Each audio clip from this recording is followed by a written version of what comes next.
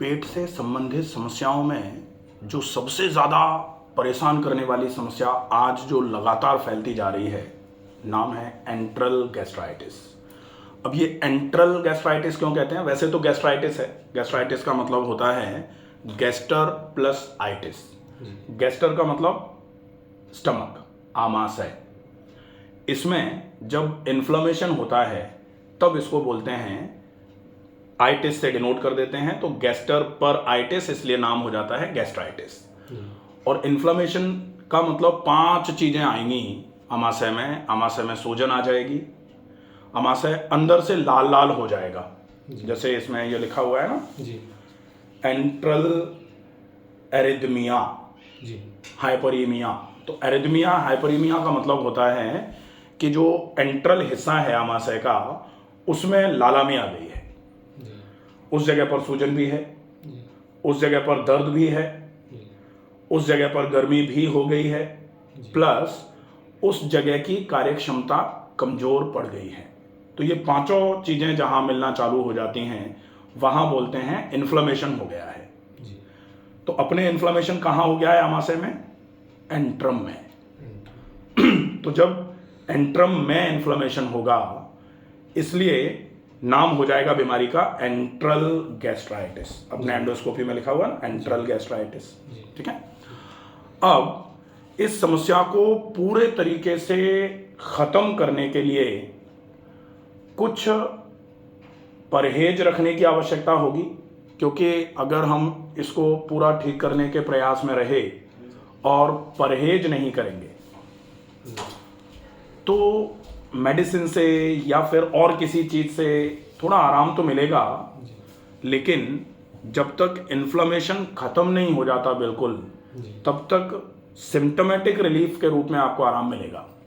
आपको लक्षण नहीं आएंगे। जैसे पेट में गैस बन रही है, आप गैस की गोली खा लो सवेरे, पीपीआई जो होती है, तो आपको गैस नहीं बनेगी। आपको बहुत ज़्यादा पेट में कभी कभी जलन होती है तो आप डाइजीन ले लो, या फिर जो भी सुक्राल वगैरह जो सिरप आते हैं वो ले लो, मेडिसिन की बात कर रहे हैं तब, तो आपको जलन में थोड़ा आराम हो जाएगा। लेकिन जैसे ही आप उनको लेना बंद करोगे तो चीजें तो जस की तस हैं, दोबारा फील होना चालू हो जाएंगी। तो इलाज चले, जो अभी सिम्टम्स को भी खराब जो लग रहा है हमको, जो खराबियां महसूस हो रही हैं, उन सारे सिम्टम्स को भी ठीक करे, और जो समस्या पेट में परमानेंट जड़ बना रही है उस समस्या को धीरे धीरे धीरे धीरे करके खत्म कर दे जड़ से, तब माना जाएगा वो ट्रीटमेंट है। तो एंट्रल गैस्ट्राइटिस के लिए अगर हमको इस समस्या को जड़ से खत्म करना है तो सबसे पहले नंबर पर परहेज ही आएगा। ठीक है।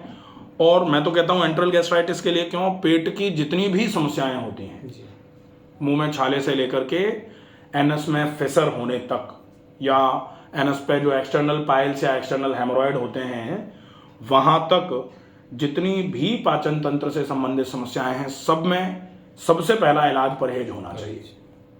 अगर हम परहेज नहीं करेंगे तो डेफिनेटली प्रॉब्लम धीरे धीरे करके बढ़ना चालू हो जाती है। ठीक है। तो पहला हो गया परहेज।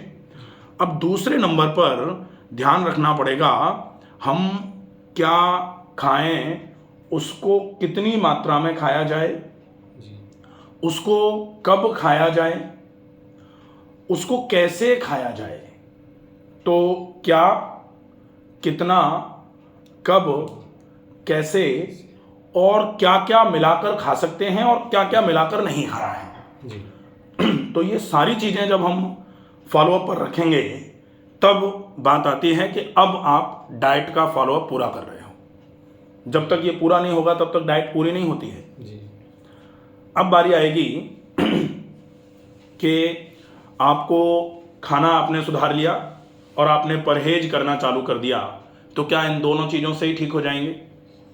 तो फिर से होगा कि इन दोनों से तो नहीं होंगे, और भी कुछ करना पड़ेगा। तो वो और कुछ जो है वो व्यायाम है। अगर हम सही तरीके से व्यायाम करके शरीर में खून की चाल को वहाँ पहुँचाना चालू कर देंगे जहाँ सबसे ज़्यादा गड़बड़ी हो रही है, सबसे ज़्यादा जहाँ आवश्यकता है न्यूट्रिशन की और ऑक्सीजन की, वहाँ अगर न्यूट्रिशन और ऑक्सीजन पहुँचाएंगे तो वहाँ हीलिंग होना चालू हो जाएगी और शरीर में रक्त का परिसंचरण जिसको बोलते हैं ना, खून की चाल का बढ़ना, वो किस चीज़ से संभव है? व्यायाम से। आज पूरी दुनिया इस बात को मानने लग गई है कि लगातार एक ही जगह पर बैठे रहने की वजह से कई प्रकार के रोग हो रहे हैं जी। जिसमें फैटी लिवर हो रहा है, कोलेस्ट्रॉल बढ़ रहा है, थायराइड हो रहा है, जोड़ों में दर्द हो रहे हैं लोगों की, हाँ कमर में दर्द हो रहे हैं, जोड़ों में दर्द, में गर्दन में दर्द आ रहा है और हार्ट की बीमारियां बढ़ती चली जा रही हैं। तो अगर ये प्रॉब्लम्स इसी तरीके से बढ़ती रहीं तो निश्चित ही एक ऐसा समय आने वाला है जब बाकी सारी चीजें छोड़ करके इंसान को सिर्फ अपने शरीर को ठीक ठाक रखने के लिए पूरा समय निकालना पड़ेगा।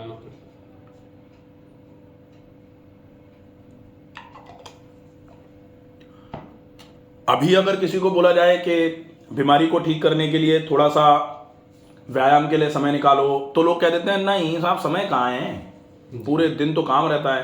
अब आप कहो कि व्यायाम के लिए समय निकालो, फिर आप कहो कि खाने को चबाने के लिए भी समय निकालो, फिर आप कहोगे थोड़ा बहुत प्राणायाम करने के लिए भी समय निकालो, फिर मेडिटेशन करने के लिए भी समय निकालो, इतना समय कहाँ है जी।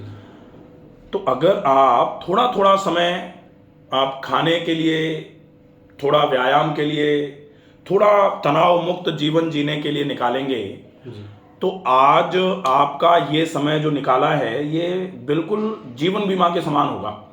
कि जीवन बीमा में जैसे होता है ना कि भारतीय जीवन बीमा निगम या फिर बाकी के जो इंश्योरेंस पॉलिसीज हैं, जब आप कमा रहे हो, हाँ जब आप कमा रहे होते हो तब तो आप थोड़ा थोड़ा जमा करते जाते हो, लेकिन जब हम रिटायर हो जाते हैं तब वहां से रिटर्न्स आना चालू हो जाते हैं, तो वो बाद में मिलेगा, फायदा बाद में मिलेगा। तो आज अगर व्यायाम करेंगे तो आज तो स्वस्थ रहेंगे ही, लेकिन भविष्य आप अपना सुरक्षित करते चले जा रहे हो।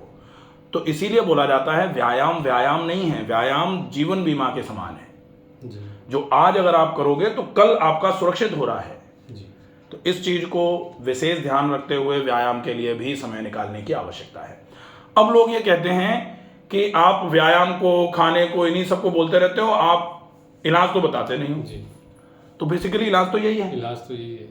इलाज के लिए अपन इंजेक्शन लिख दें या इलाज के लिए अपन कह दें आपको भर्ती हो जाओ, लाओ ड्रिप चढ़ा देते हैं या लाओ खून की बोतल चढ़ा देते हैं, थोड़े टाइम तो ये तो इमरजेंसी का ट्रीटमेंट है।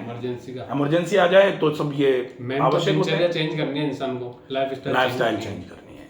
अगर ये चीज हमको समझ में आ गई तो निश्चित ही पेट से संबंधित समस्याएं तो बिल्कुल खत्म हो जाएंगी जी।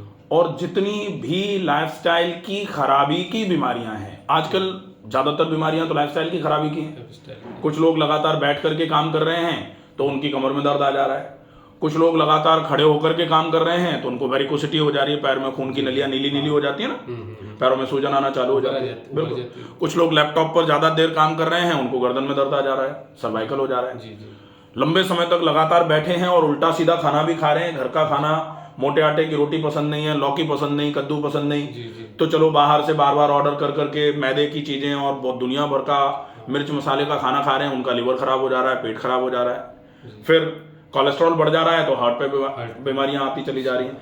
इन सब बीमारियों का इलाज होगा जब आप अपनी लाइफस्टाइल को ठीक करना चालू कर दोगे, और उसमें कोई रॉकेट साइंस नहीं है। लाइफस्टाइल को ठीक करना मतलब आप सही समय पे जग जाओ, सही समय पे सोने का प्रयास करो।